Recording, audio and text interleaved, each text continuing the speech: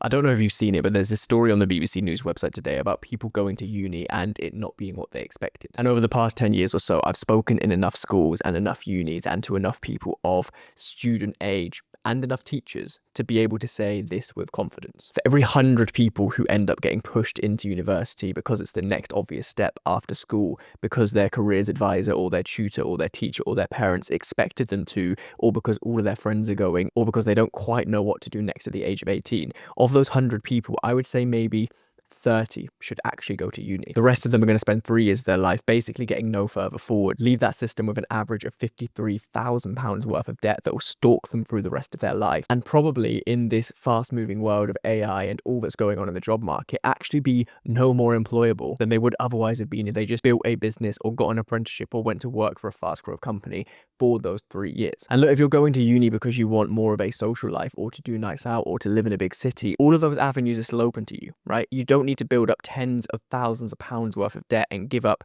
half a decade of your life in order to move to a city, in order to do some shit nights out, in order to build friendship groups. Increasingly, university is looking like this default option for NPCs who have no agency and who aren't really thinking for themselves, other than that 30% who actually need degrees that are useful to move into careers that require that kind of higher education. The majority of people studying courses in uni could get way further ahead. And look, me and most people I know have been saying this for forever, right? And obviously I have a vested interest in saying this as somebody who didn't go to uni. However, if at the age of 18 or 19, you happen to be an anomaly who really definitely knows what you want to do with your life and the career you want requires a degree, well, then you absolutely should go to uni, obviously. But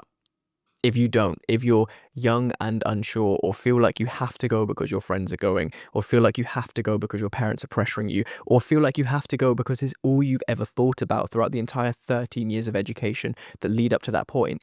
you're being sold to, you're being marketed to.